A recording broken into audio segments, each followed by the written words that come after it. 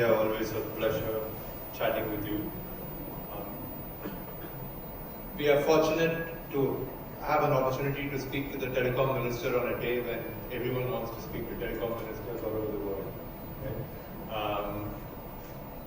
Exploding devices have focused attention yet again very sharply on the importance of local manufacturing and on the security threats that are ever present in just shipping stuff in. So in that context, I'd like to ask the Minister to start off by giving us a perspective of where we are on the local manufacturing journey. So thanks, Sukhi. Also, Harish and Ajay, it's wonderful to be back at PAFI. I remember many years ago being at this forum. It's a wonderful forum where all of you, like we do in one of our strategic advisory groups within the Ministry of Telecom, sort of come together, brainstorm, try and identify paths of development and new paradigms going forward. So it's a privilege to be here, and thank you very much for inviting me back. Having said that, the segue that Sukhu has given in terms of looking at where India is headed in terms of indigenous manufacturing of in the telecom sector. Just to give you a little bit of a vignette in terms of where we are today. 10 years ago, we had about 90 crore subscribers in India on mobile telecom. Today, we have close to 117 crore subscribers. On broadband, we had 6 crores. Today, that number has grown to 94 crores. So that's the kind of multiple and the fillip that you've seen occur in the sector. On the flip side of it, if you look at the cost structure, voice calls were roughly about 50 paise a minute a decade ago. Today they're at roughly about 3 paise a minute. So there's been a 96% decline in costs on voice. Similarly, with regard to data, 1 GB of data used to cost close to about 289 rupees a decade ago. Today that costs close to about 12 rupees. So there's a 94% decline in terms of cost of data. So that inverse relationship has played out, which is why you've seen a proliferation of that. Having said that, I think it is important for us within government and within India to look at India as not only being an enabler of services, i.e. this box that we all carry in our hands, but also to be a manufacturer of telecom equipment. 10 years ago, roughly we would manufacture about 1,500 crores worth of mobiles in this country. Today, we manufacture close to 1,29,000 crores worth of mobiles in this country. So that's 30 crore mobile phone productions today. So we've become the second largest producer of mobile phones in the world. That's the quantum jump, the quantum leap that India has experienced. So as far as mobile phones are concerned, that's the delta. In terms of mobile and telecom equipment, whereas we were in many ways followers of the world in 3G and 4G, we marched with the world on 5G, and I believe that we will lead the world in 6G. Why do I say that with a fair degree of conviction? Because today, for the first time in our country, India has produced its own 4G telecom stack. We are only the 6th country in the world to possess that telecom technology. CDOT, along with Tejas Networks, along with BSNL, and along with TCS as the SI, system integrator, we are actually rolling out that network as we speak. The 4 cores have been set up across the country, north, south, east, west. They are functioning perfectly well. We're now rolling out the RANs, the radio access networks, and the BTS systems.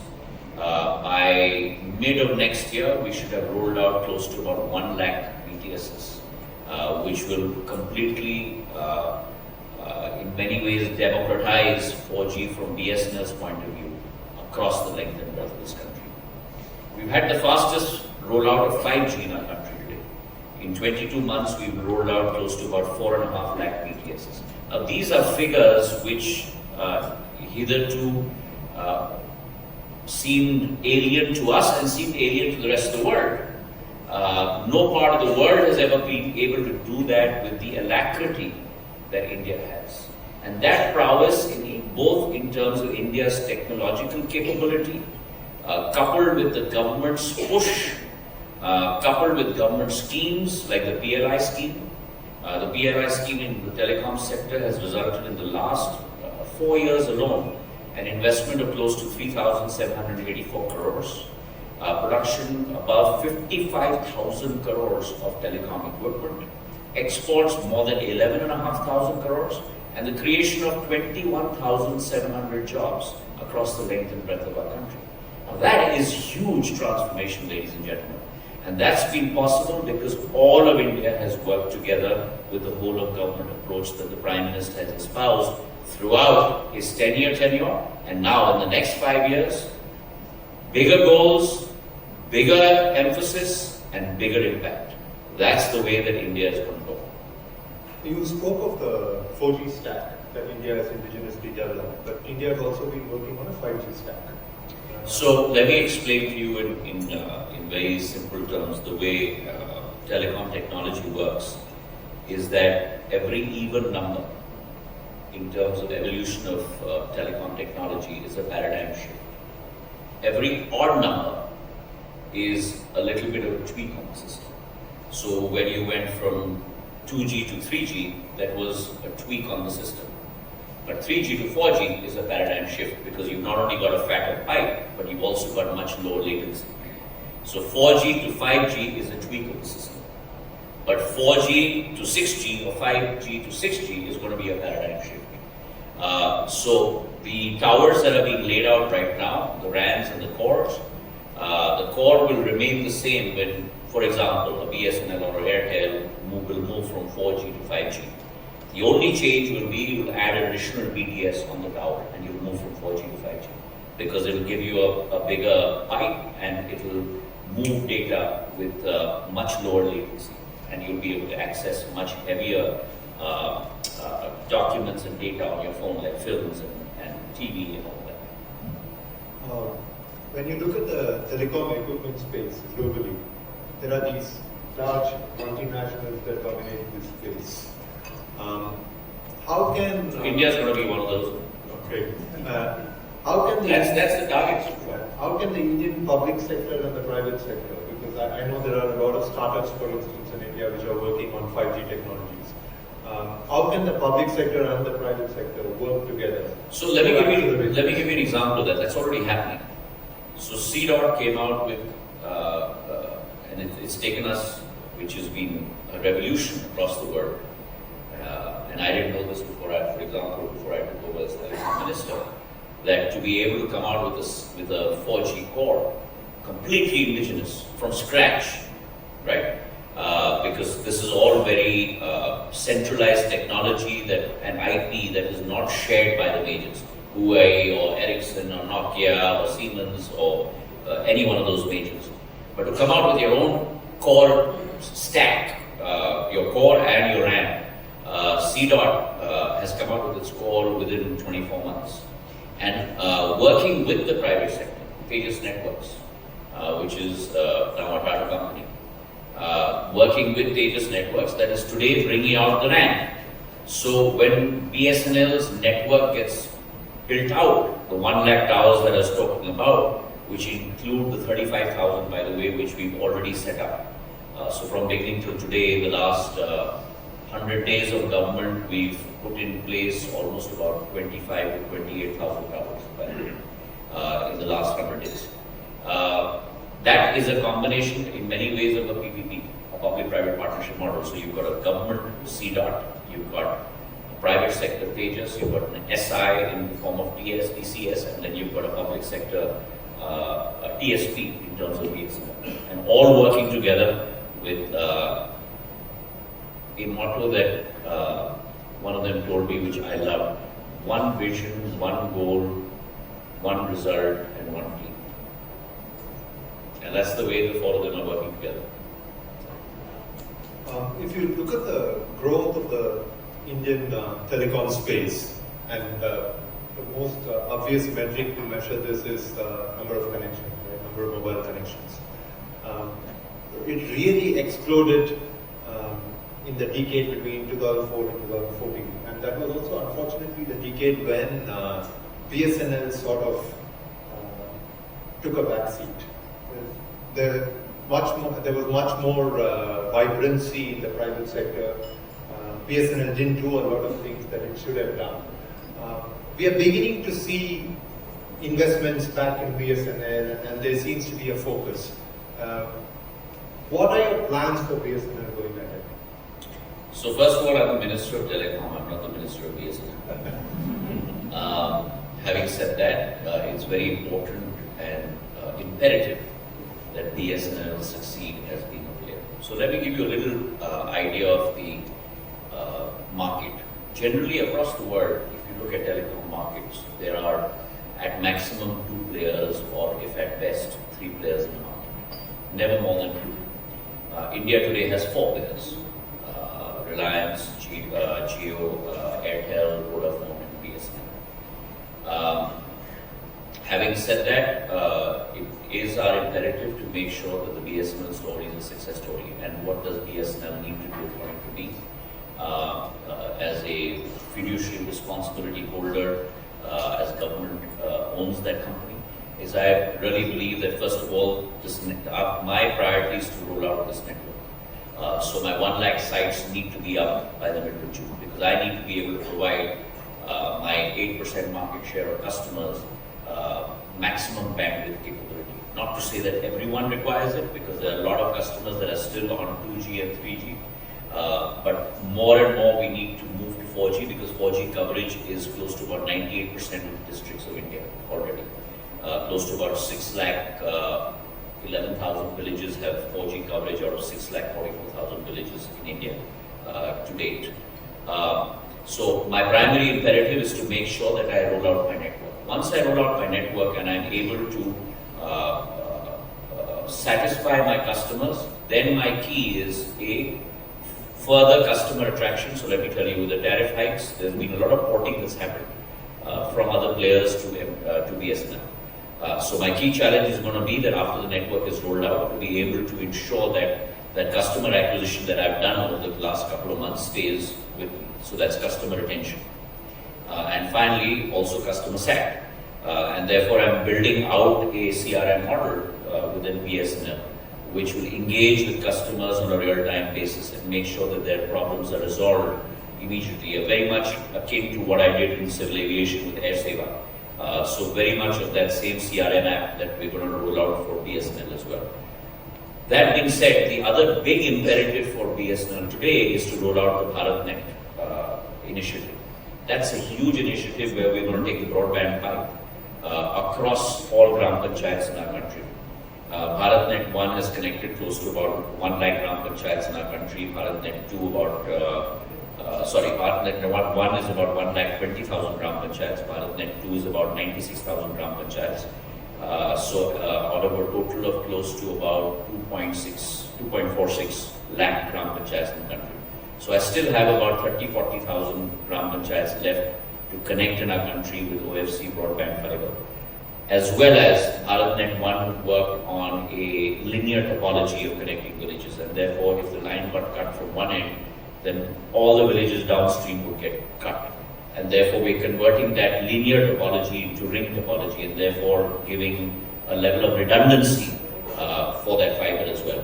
So we're going to spend 1,39,000 crores on that project, which includes laying out new fiber in 46,000 villages, conversion of ring to ring topology on the balance 1,20,000 villages, and the O&M contract. Because many a time what happens is you lay out the capex, But then we've got Ajay Khanna who's supposed to do operating and management, and he does a really shoddy job because he's not getting enough of the finances, and that's the end of your 2.5 lakh crore project. So we built close to about a 45,000 crore cushion into this scheme to manage the O&M at least for a 15-year period to ensure connectivity for citizens across our country. And that broadband pipe will come to every home, very much like the 1980s PCO model, if you guys remember, where you had the STD call box that was run by private entrepreneurs, and therefore we're going to have the Bharat Udyami who will run the last mile connection from the ONT box in the Gram Panchayat down to every single village and have their own business model. Okay. Not since my postgraduate program in math have I encountered the term ring topology outside of class. So thank you. India Post, which is another critical component of your ministry. And the world over, postal departments have, as time goes by and as technology advances, some of them have really become very good courier companies or delivery companies, right? And for e-commerce companies, this is a huge gap. In some other places, they have diversified into telecom and done all right. And still others have tried to get into banking in some limited way. I know that India Post had plans for all three areas. Can you tell us a little bit about it? Okay, great. So you've actually hit my heart now. This is a department that, according to me, is one of the finest departments in our country. And I'll tell you why. This was the department that I started and pretty much cut my teeth on in terms of my first stint as minister. I was MOS in this department way back in 2007. And I worked on Project Idol, which was really a PPR exercise of India Post, along with the whole transformation on look and feel. And we did about 500 post offices in 3 months, and I would have a daily dashboard on the heat map where I would be monitoring 7 or 8 fields in terms of results across those 500 post offices in our country. It's one of the best departments, I really believe, in the best services, because no other department has that reach in India, private sector or public. I'm not talking about government alone. 165,000 POSs, points of sales, across the length and breadth of our country. Think about it. 6.5 lakh villages, 165,000 post offices, right? So you've got one post office per every 4 villages in this country. I believed, and I'm talking about way back in 2007, Sukumarji, that a post office should be a window to the world, to the common man. A post office should not only be a place where you send and receive mail, send and receive parcels, but it must become one-stop shop for everything for the common man in our country. And that's the idea with which we move Project Idol. Today I'm very proud to see that the idea that I had seeded in 2009 prior to demitting office in this ministry of starting up a post payments bank has reached fruition. 7 years ago, the Indian Post Payments Bank was started. We have today 9.8 crore customers, almost 10 crore customers. We have transmitted 45,000 crores into those 9.8 crore accounts through DBT. That's a huge step for India, a huge step for India Post. We believe in being a vehicle for financial inclusion for all public services. We've set up close to about 13,841 Aadhaar centers. We've got close to about 840 passport seva kendras where we processed about 1.5 crore passports for our country. We've got dark niryat kendras where people in villages through this box can access markets across the world and can export goods through their post office. So we've set up 340 Dak Niryat Kendras and done a turnover of almost about 200-300 crores in the last 4 to 6 months. So we are going into paths that have not been charted before. And I believe that that digital technology will actually transform us from being a service provider to a service enabler. And my Dakia today, who can go with his mobile phone and his app, on his app can provide all government services to every citizen across his circle, can take on board PLI schemes, life insurance schemes, rural postal life insurance schemes, can book parcels, can do every task that is possible on your mobile phone. And we've created that Darpan app for the postal department as well, which will, and you can also do scan and pay on that app. So the postal department also is moving leaps and bounds. Today our turnover is close to about 12,000 crores per annum. I'm looking at possibly trying to increase that by 50 to 60% over the next 3 to 4 years by looking at new verticals, new business paradigms.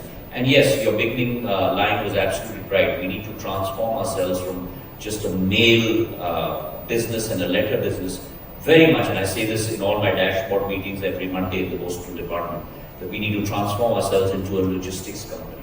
So we've got to look at route optimization, we've got to look at multiple sources to be able to transport our services, whether it's through air, rail, road, boat, ship, across the board. And we've got to transfer ourselves and to convert ourselves into a logistics company. And that's what we're looking at India Post. Okay, we are coming to the end of this conversation, and I want to get this question in, because apart from being the Minister for Communications, you're also the Minister for Development of the Northeastern region. And we all know that traditionally it's a region which is where connectivity has suffered, both physical connectivity as well as telecom connectivity, and as a result, there's always been a sense of alienation that populations there have had. What efforts are you taking to ensure that they are connected with and enter the economic mainstream of this country? Because the minute you do that, I think all the other problems will get solved. So let me set the stage first. I think that the northeastern region, as Prime Minister has said, is not the last pillar of our country, but is very much the first pillar of our country. The Prime Minister has a vision to convert the northeast region, and I mean all 8 states, into the growth engine of the economy. And if that has to be done, very much on the lines of what Sukumarji just said, not only infrastructure, but digital inclusion is a very, very important part of that. Over the last 10 years, we've spent a budgetary outlay of close to about 81,000 crores on railways, close to about 48,000 crores on roads. We built the world's largest road bridge in the form of the Bhupen Hazarika Bridge, Bogeyville Bridge, which is the largest rail bridge. We are building a connection between West Bengal and Sikkim today on rail, from Swenko to a point in Sikkim, which is going to go through 14 mountains and 28 highest bridges in the world, which is being built out today. On civil aviation, we had 9 airports in the northeast in 2014. 2 states were not connected by air. Can you imagine? 70 years after independence, still not connected by air. Arunachal Pradesh and Sikkim. Today, Arunachal Pradesh has 3 airports, Sikkim has 1 airport. We've gone from 9 to 17 airports in the northeast. Through Udan, in my past tenure, we connected 71 new routes into the northeast. I've also given out on international Udan 3 or 4 routes to Chittagong and 2 others, which are in the process of getting executed as we speak. So across the board, there's been connectivity. On telecom, we had 6,000 villages left in the northeast that do not have mobile towers. A total of 25,000 villages in the country. Through the USOF fund, we have committed to build out in these 25,000 villages so that there is 100% saturation across the country, and the 6,000 villages in the northeast, 100% saturation by the middle of next year. So there will be not a village left in India without telecom connectivity. And that telecom connectivity brings with it digital inclusion. Because if you're connected on telecom and you have 4G, you have the big fat pipe, you have low latency, you can then connect the artisans directly to the global market. You can connect the horticulturists directly to the global market. So today my pineapples are going from the northeast to Dubai and to Germany. My jackfruit and my lemons and my king chilies are going all across the world, partly through Krishi Udan as well. So that connectivity brings with it markets. And information access today capital is fungible, capital has become a commodity. Good ideas is what is required. And if you have a good idea and a good practice, the world is your oyster. The Northeast is our oyster. That is a good note to end on. I promised we would end at 3:50, it's now 3:55. Thank you. Thank you very much, Marji. Thank you. So I'm going to take this opportunity to say that somebody who's young, somebody who's done 22 years plus of public service, somebody who's done, I was calculating 9 different ministries: telecom, donor, civil aviation, power, communication, IT, commerce and industry, corporate, and post. Amazing story. And somebody who sits with you on a piece of paper, the kind of data he can give you, I was like getting lost myself. So very corporate, more than a corporate, dashboard, things like that. One of the few ministers I've interacted over the last 2 decades, and I counted, he replies to your WhatsApp in 60 seconds. So that's the speed of your response. Ladies and gentlemen, please join me in thanking the minister. By the way, Ajay, on that, on a funny note, when I first became minister in 2007, and I've always had this habit because in my past life I was an investment banker. When you're on that job, you need to respond on the second. So I would do that, just as I would as a parliamentarian or as a banker when I was a minister. So one of my family friends who's close to my father, politician, one day said to me, because I responded to him with that activity, he said, "What are you doing?" So I said, "I thought I'd made a mistake." So I said, "Why?" He said, "Why are you responding so quickly?"